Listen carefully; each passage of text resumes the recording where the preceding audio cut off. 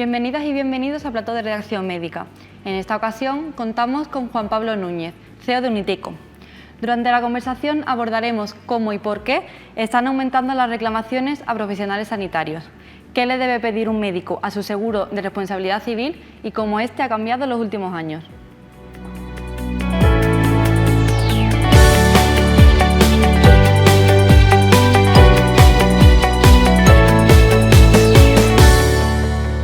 Hola Juan Pablo, bienvenido a Plató de Redacción Médica. Buenos días, muchas gracias. En los últimos años se ha evidenciado un crecimiento notable de Uniteco en términos de clientes y en expansión territorial, consolidándose como un líder en el ámbito de las pólizas de responsabilidad civil sanitaria, de vida y de salud. Además, destacan las diversas iniciativas que han implantado y que les ha llevado a afirmar que Uniteco es más que una correduría. En este sentido, ¿qué cree que le distingue del resto? Bueno, lo que nos distingue es que yo siempre digo una frase y es que somos artesanos del seguro. Es decir, lo que hacemos es crear directamente desde cero las pólizas y las coberturas y las asistencias que necesitan los profesionales sanitarios y la evolución al cabo de 2 años. Cuando creamos la primera póliza de responsabilidad civil sanitaria en España en el año 69, pues creo que la póliza tenía 4 o 5 coberturas. Hoy la póliza que es nuestro baluarte, que es la póliza único, se compone de más de 187 coberturas, ampliando, ¿no?, y abarcando cualquier necesidad o cualquier excepción que ya hayamos contemplado que ha ocurrido en el pasado, y según va evolucionando las demandas y según van evolucionando las sentencias, vamos pues cubriendo y alicatando, ¿no?, esa póliza con más coberturas. Todos los años incorporamos nuevas garantías y nuevas coberturas, porque también, evidentemente, la sociedad y la evolución de las sentencias, pues evidentemente es viva, va evolucionando. Y además de lo que te he contado, pues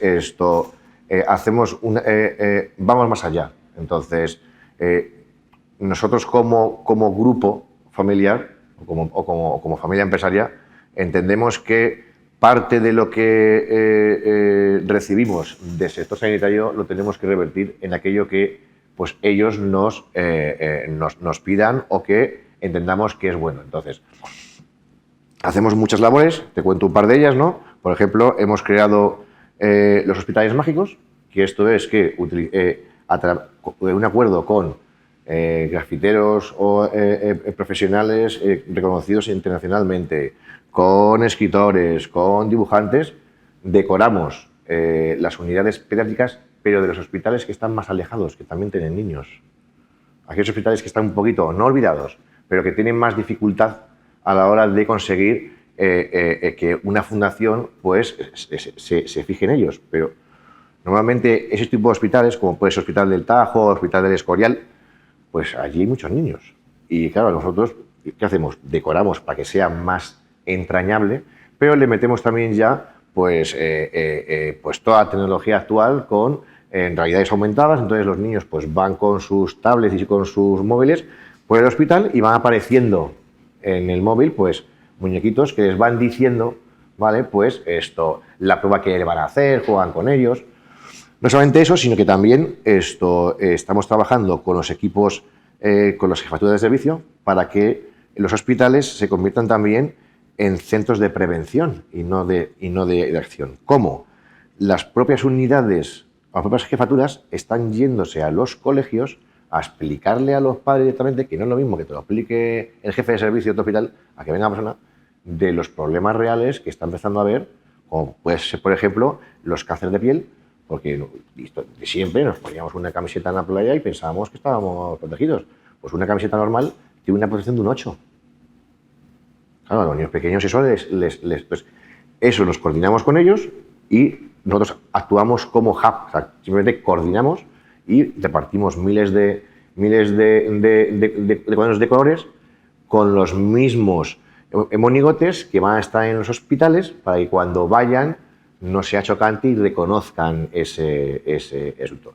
Además, también estamos haciendo torres vigía, que son torretas de 28-30 metros de altura y enormes que van a ir apareciendo por las carreteras de este país, con dos mensajes. Los médicos entienden un mensaje y los ciudadanos de a pie entendemos otro. Básicamente el mensaje es que estemos tranquilos, que si pasa lo que no tiene que pasar, ellos van a estar ahí, siempre. Creo que es un reconocimiento hacia las dos partes, que no se nos olvide que esa gente, cuando en tu peor momento, son los primeros que van. Hace unos días, creo que fue el viernes pasado, ¿vale? Este año lo que hemos hecho ha sido un reconocimiento a todo el sector médico y hemos creado una canción con artistas pues, oye, conocidos y creo que salió el viernes primero a lo que son nuestros clientes, pero ya está metido en todas las plataformas, en Spotify, en iTunes, en TuneIn, todos estos están, que se llama Salvador de Almas, que yo os recomiendo que la escuchéis porque es bastante, no sé, es bastante bonita.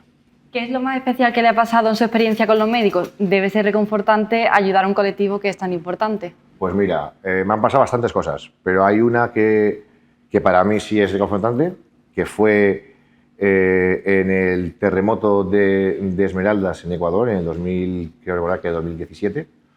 Esto, bueno, pues sabéis que el terremoto fue bastante importante y conseguimos cuadrar y conseguimos organizar a ACNUR, que venía desde España con unas máquinas para potabilizar el agua, y nos coordinamos con todos los presidentes de los colegios de médicos del Ecuador y también nos coordinamos con el ejército. Y entonces, en el momento en el que llegaron, en menos de 24 horas, conseguimos que, porque era un desastre, evidentemente era un terremoto, conseguimos que esas máquinas llegasen a su zona. Todo fue coordinado por los médicos y por nosotros y conseguimos que pues, en menos de 24 horas 500.000 de personas tuvieran acceso al agua potable.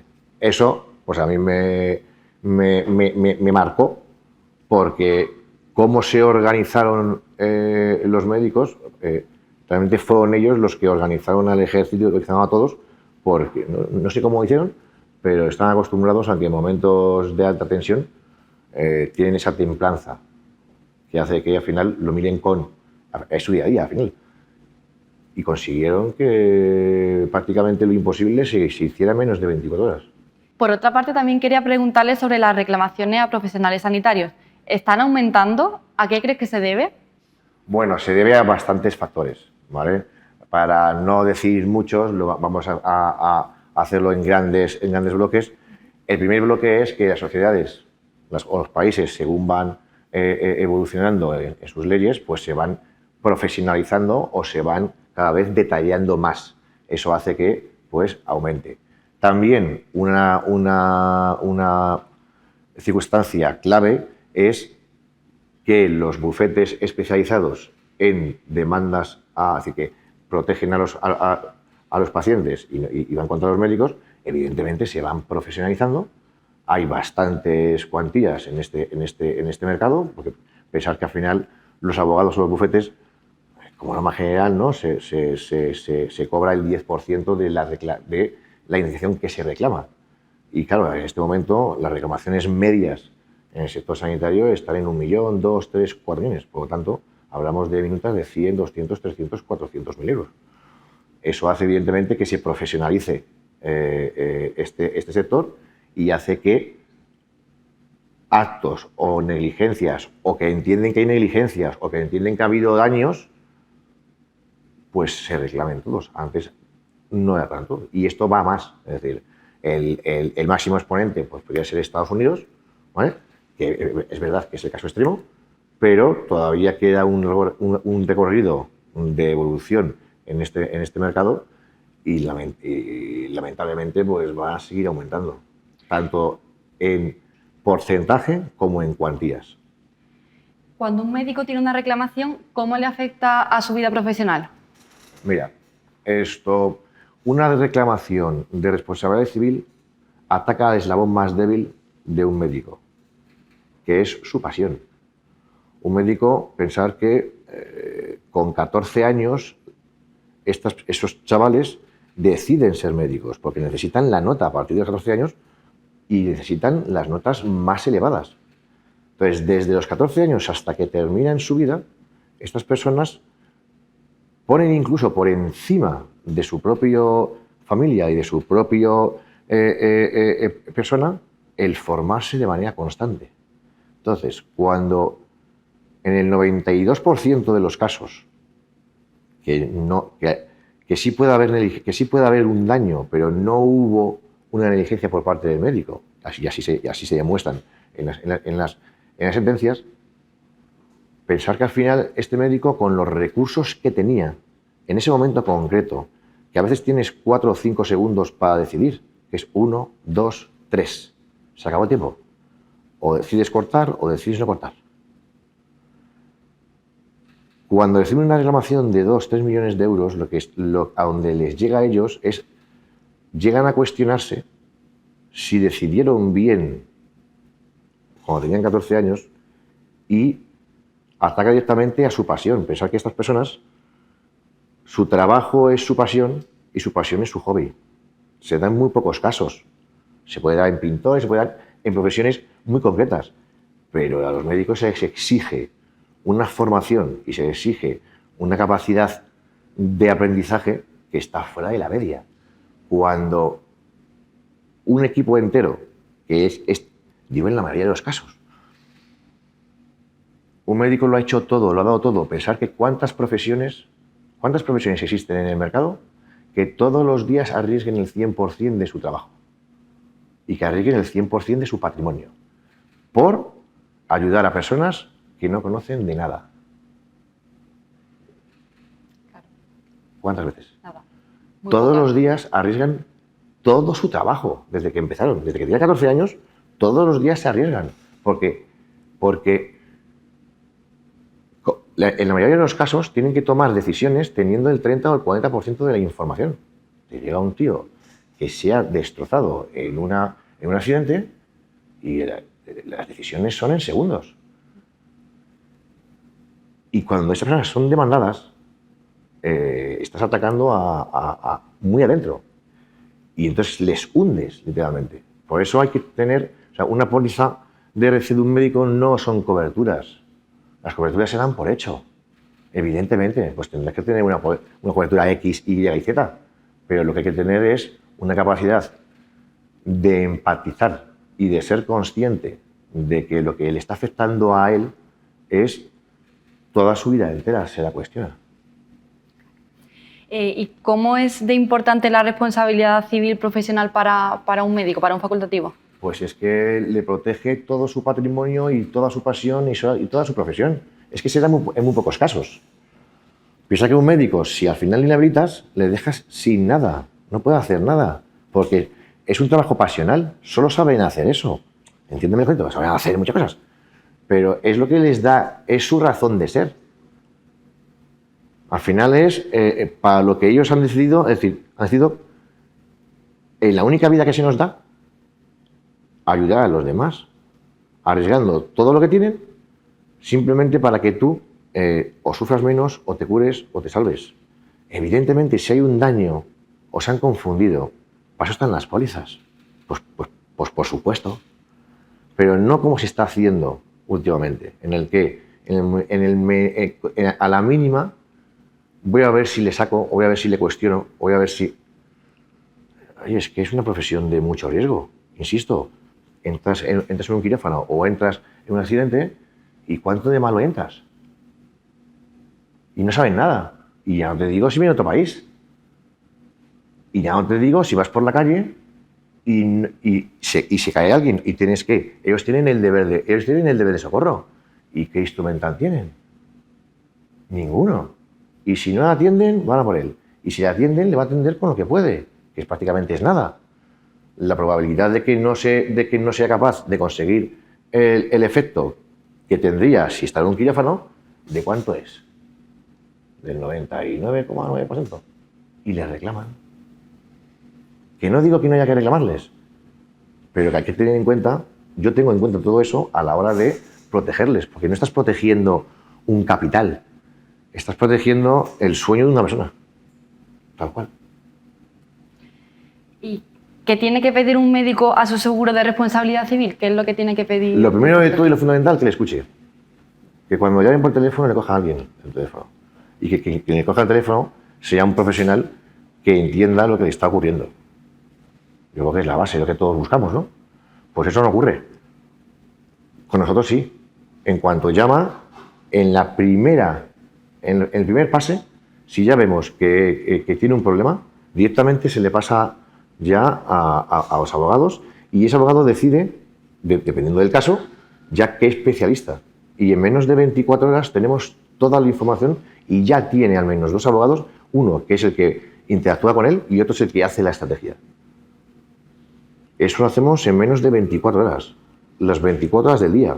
Porque si a las 3 de la mañana te llega un niño que por las razones que sean, sus padres no quieren hacer una transfusión de sangre y si no se la hace se muere, ¿qué hacemos?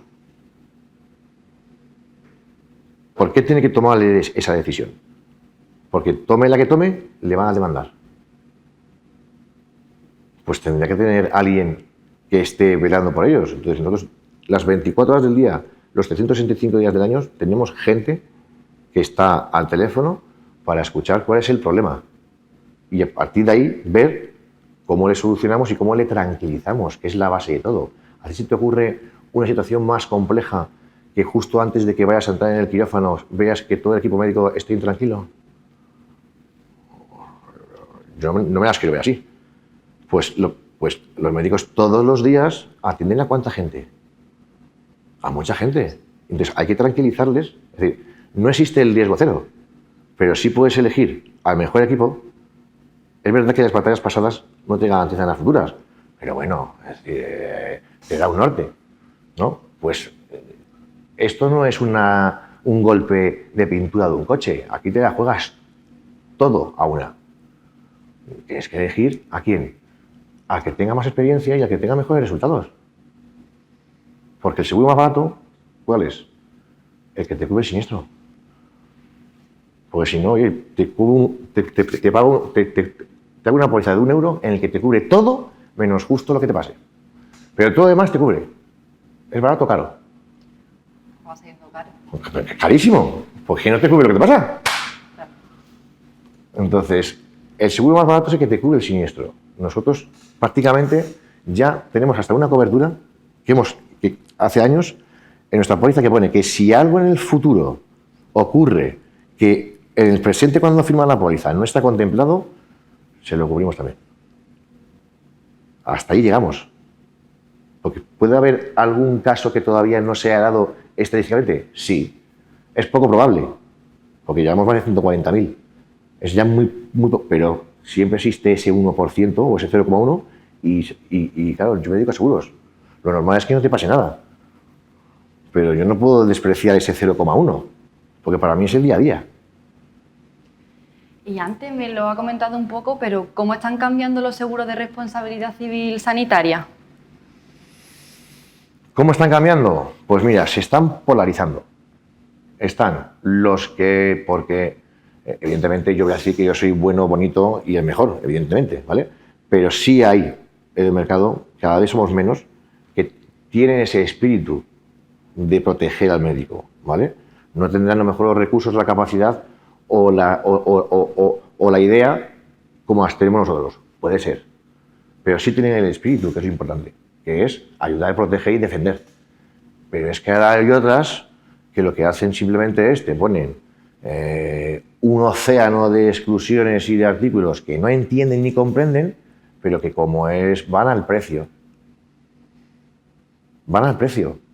Y a los médicos al final, ellos se dedican, es como si a nosotros entramos en una consulta y el médico te empieza a hablar en un lenguaje técnico. Te vas pensando que tienes cáncer y a lo mejor tienes un resfriado. Ellos humanizan, ¿no? Te humanizan lo que te pasa para que lo comprendas. Nosotros tenemos que hacer lo mismo, porque es muy complejo lo que hacemos. Al final, el médico, ¿con qué trata? Trata con el material más complejo que existe, que es el cuerpo humano. ¿Y cuánto vale una pierna? ¿Y cuánto vale un ojo? ¿Es lo mismo un ojo sano que un ojo que está enfermo? Para mí el enfermo vale más que el tuyo sano. Evidentemente. Entonces, se están polarizando a que no las critico, porque no es que lo estén haciendo mal, es que no entienden lo que están asegurando. No aseguras una persona, aseguras una pasión. Y eso lo tienes que entender. La pasión solo se defiende con pasión. No hay otra manera de defenderlo. Y las pasiones no medran, no caen, evolucionan. ¿Tú conoces algún pintor que según van pasando los años le guste pintar menos o le gusta pintar más? Tiende a más. Pues cuanto más se especialice, más conocimiento tiene, y pensar que los médicos al final, ¿por qué ahora vivimos más o por qué ahora duramos mejor? Porque se han arriesgado a coger la barrera del conocimiento y traspasarla para coger conocimiento. Que alguien me diga cómo se coge conocimiento yendo a lo desconocido sin cometer, no errores, sino saber cuál es el camino correcto. Eso está pasando, y entonces se polarizan en qué. Cada vez somos menos los que entendemos lo que estamos asegurando a los que simplemente es un riesgo técnico. Y hemos visto constantemente cómo compañías de primer nivel llegan, están 3-4 años, unos beneficios fantásticos, ¿pero por qué? Porque las demandas en la Audiencia Nacional, el Tribunal Supremo, tardan 3-4 años en madurar. Claro, al principio todos los beneficios. Ya al 5º año te empiezan a caer todas las sentencias, entran en pérdidas y se van. Y dejan a los médicos aquí tirados. ¿Y quién asegura a un médico que tiene siniestro? Es que es un seguro que va a 20 años. Tú no puedes, o sea, para mí no es ético ni es moral venir, estar 2-3 años, hacer caja, al cuarto saben perfectamente que va a dar pérdidas, porque si algo existe en el sector de los seguros es que nos dedicamos al riesgo, pero somos el sector que menos riesgos asume.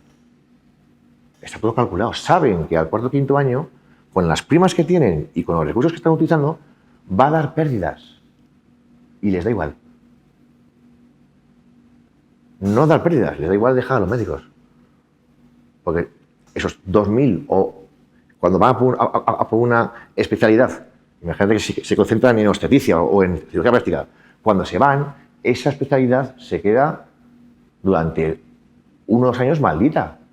¿Por qué? Porque está asumiendo una siniestralidad enorme. ¿Por qué? Por unas primas bajas creadas por personas que sabían conscientemente que eso iba a pasar. Y eso a mí no me parece ético. No digo que sea ilegal digo que no es ético. Porque esas personas, si hicieran lo mismo cuando estás en urgencias, apague, vámonos. Y no lo hacen. Y finalmente quería plantearle otra cuestión diferente, y es que el crecimiento de las reclamaciones a médicos está impulsando el peritaje médico como salida laboral. ¿Por qué es una opción interesante esta?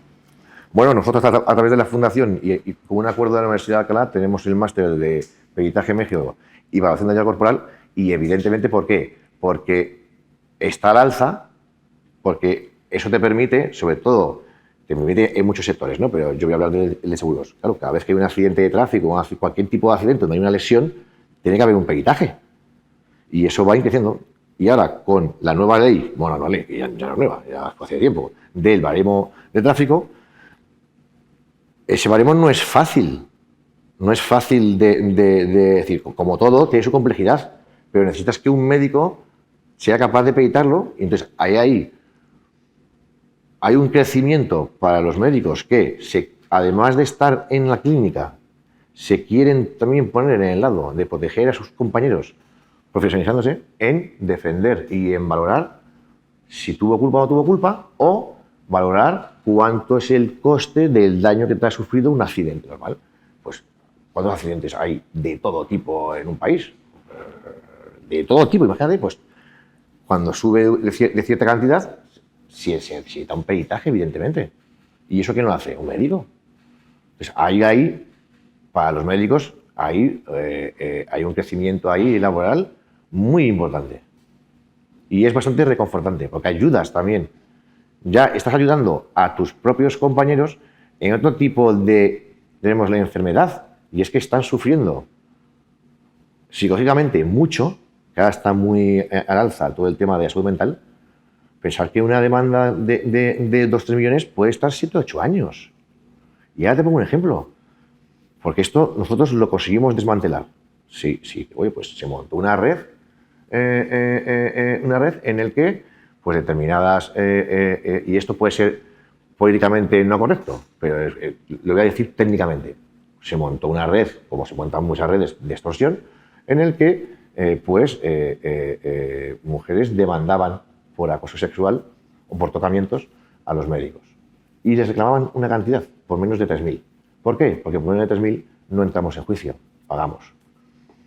Sin más, por temas técnicos, ¿vale? Que a no competir. Claro, tú imagínate que tú, si estás casada, de repente recibes en tu casa una citación judicial diciendo que tu marido ha tocado a una paciente. ¿Qué pasa ahí? 5 años de juicio. ¿Qué pasa? No será... Y técnicamente, el seguro lo que hace es, oye, yo indemnizo, llego a un acuerdo con esa persona, que puede ser un hombre o una mujer igual, llego a un acuerdo y se acaba sin esto. ¿Te soluciona el problema? ¿Te soluciona el problema? ¿O te deja un pastelazo en casa de narices? ¿Nosotros qué hacemos? Y no tendríamos que hacerlo, pero lo hacemos porque entiendo lo que pasa. En menos de 24 horas, una abogada, en este caso, citaba a la mujer, al marido. Imagínate que esto ha pasado muchas veces, de que lo cogía a su hijo o su hija adolescente y piensa que su padre es un cerdo. Literalmente. Les citábamos a los tres y les explicábamos, en menos de 24 horas, que estaban siendo extorsionados por una red. Eso no tengo que hacerlo. Porque con eso no soluciona el problema. Solucionar el problema es, te quito la reclamación. Pago y punto. Pues no pago y punto. Voy a por ellos. Y le defiendo. Y a cabo de 3 o 4 años, esa familia se ha hecho más fuerte. Y he conseguido que su hijo, su hija, su marido y esto quede en ellos. ¿Hay algo más? ¿Quiere una póliza de seguro? Sí. ¿Los médicos se pueden decir que tienen cáncer? Así más. Oye, tienes cáncer, adiós. No lo hacen así, ¿no? Y lo podrían hacer. ¿Pero qué hacen? Tienen tacto, miran a ver quién de la familia es el más fuerte para decírselo. Y no tendrían que hacerlo. Pero si ellos lo hacen con nosotros en el momento de debilidad, creo que lo justo es que cuando ellos están en su momento más vulnerable, hagamos lo mismo por ellos. Pues Juan Pablo, esto ha sido todo. Muchas gracias por venir. Gracias.